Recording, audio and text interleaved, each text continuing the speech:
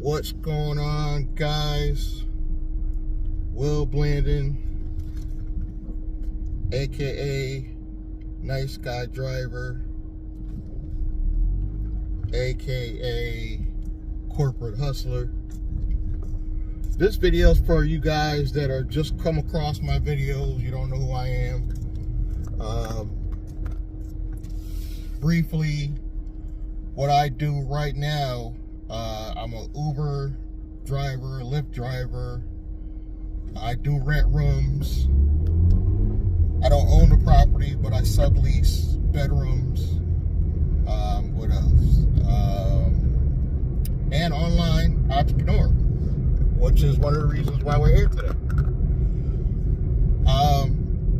I have in the past, just so you get a little bit of history of what I've done in the past, I've owned my own brick and mortar actual store. I had a cell phone store all the way back in 98 to about 2001. After that, I went into a lot of wireless cell phone jobs.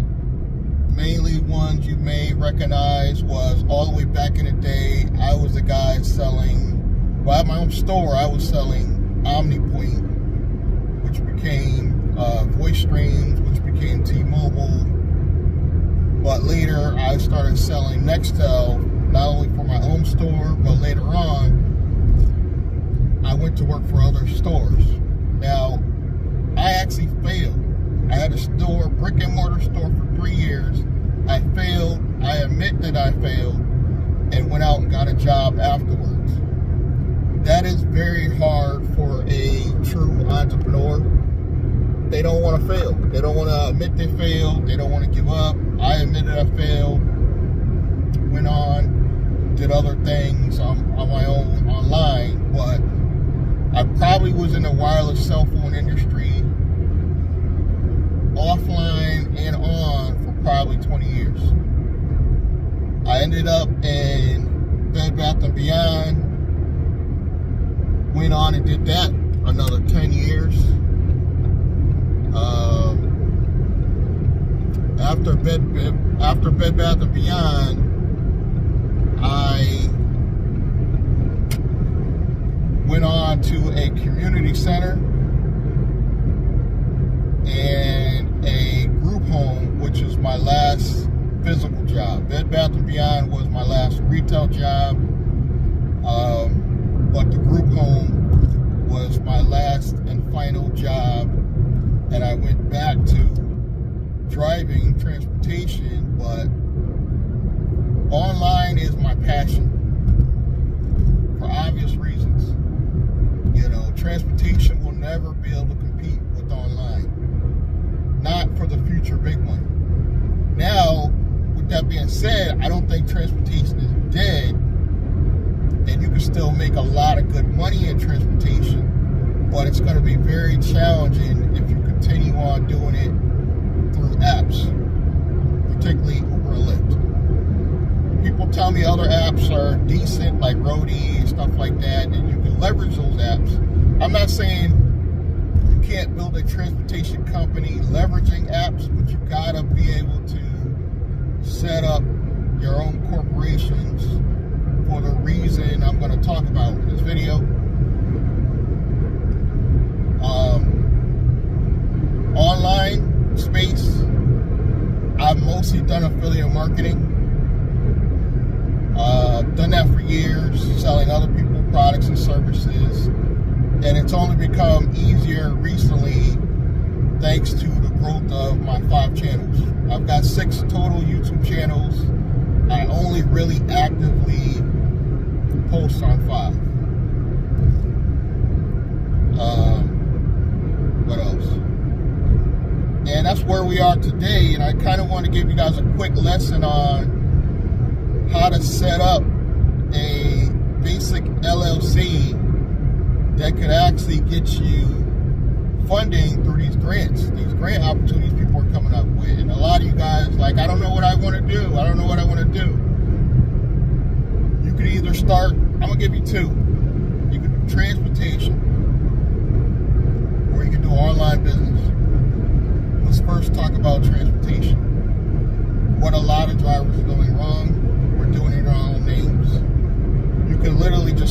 LLC for your gig economy business. It's not called an Uber business, a gig economy business. Put all the whatever apps you can in your LLC, have that money go into your LLC, and once you've reached about, I would say bare minimum $4,000 a month, which is very doable if you're using multiple apps, you could qualify for business funding. That's it. Really, in an ideal world, they want people to make on average $5,000 a month. But you could do it with 4. And you could take the NAICS code for taxi and delivery, low risk code. Uber will let you use that. Get your limo license on top of that so you can do cash from your customers. Stop doing it illegal. Get your commercial insurance, which is getting better. It's getting better. I know it was like impossible in the future. The problem is not commercial insurance. The problem is, even with commercial insurance, Uber and Lyft want to charge you for it. Off every ride, they want to take commercial insurance. This is why you gotta set up your business so eventually you start pulling those people into your private business from Uber and Lyft. And a lot of us know that we've been doing it under the table, but the truth be told, you do it the right way, and now that same money you are putting in your own name can help you qualify for business funding and grants that you will not have to pay back. Now let's do it from an online perspective. I would take the it's hard to say, guys, NAICS code of software publisher, because it's a low risk code. You can do most things online and they won't consider that high risk. Set up your business with a unique name, whether it's the transportation company or your online business. There's some steps I'm going to tell you to do before you set up your company, but for now, you set up your company, you took that software publisher code, you still do the same thing. You put all your online hustles in this account. I can even put my room rental money, because it's cash, in this account. It's going to help me qualify for, because it's a low risk code, it might even qualify for even more money than the transportation company. Even though the transportation company is low risk, because you're not going to put a high risk name. You're not going to put a transportation in the name, rides in the name, none of that will give off the fact it's only transportation. Even though you got the taxi and delivery code, it's still somewhat low risk by doing this. And you'll be able to get a lot of fleet credit cards for your transportation company. But back to the software company, it's more likely to get even more grant funding, because you could do stuff like, you could be you could say you want to build your own software platform. You want to build your own media platform. You're more likely to get more funding just being in that sector, because it's kind of like the technology software sector. You could do stuff with technology. You could even go build your own app. You could do that either or, with the transportation code or this code, you know. But either way, you're going to be able to get massive amounts of funding. Now, here's what people do wrong.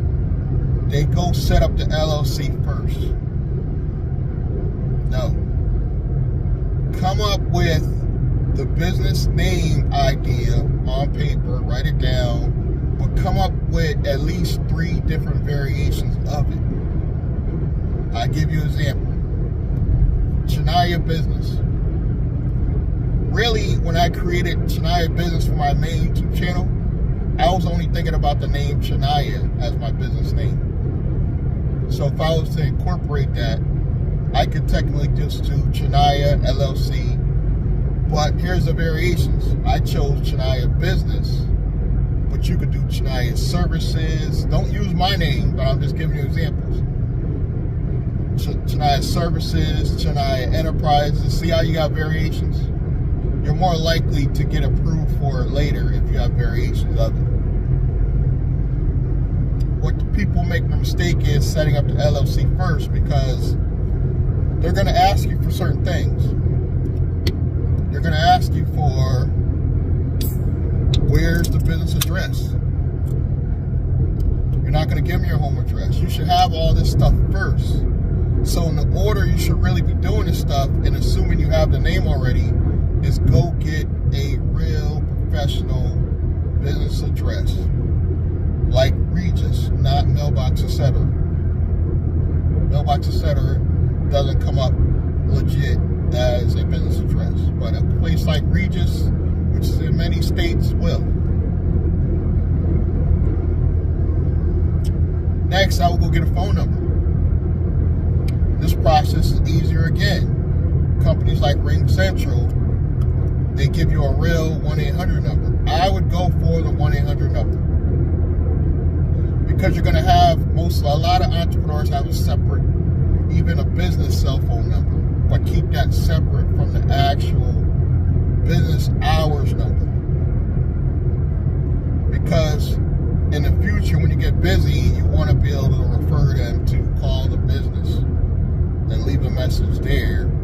And a lot of these companies that like RingCentral, they link to your cell phone now. But the cool thing is, I found companies that when you call out on your cell phone now with this link, on their caller ID, it'll come up that you're calling from your actual business. So I like that. So they made this process all easier now. So there's no excuse not to be able to make your business phone number look like an actual business phone number. It's going to look professional. It's going to feel professional. Get around the slow driving car. Sorry, guys. So get those two first, then go back, set up your LLC. Just put in the name you assume you were to get. Like in my case, just Chania. Now, if it came back, I couldn't get Chania, but I got Chania Business LLC, they're not going to care at the place where you got your business address. They'll just add that variation. They're not going to care. You see what I'm saying? It's going to look the same. So you have your actual, when you go apply for your actual LLC, you already have the business address. And I would do this through a company, because you don't even want your home address to appear in the application of the person filling it out. If you can, I would have a law firm do all this stuff for you, or a filing company even. So now you have your business address, you got your business phone number, then you go back and apply for the LLC, then you can go get your domain name. I would even get the domain name first, honestly. Like, even if it's a variation, we'll say if I got Chania.com, but Chania Business is the actual name, I can still use Chania.com as my domain. See what I'm saying? So just try to get your domain that you want first. Even Opus Clips. Technically, Opus Clips, their domain is opuspro.com. It's not Opus Clips. So it still worked for them. You know, that's one of my AI tools I use. It's Opus Clips, but the website is actually, I believe, opuspro.com. So it's kind of like a variation of, which I thought was very unique. So this is the kind of stuff that we're going to be talking about, that we're going to be doing.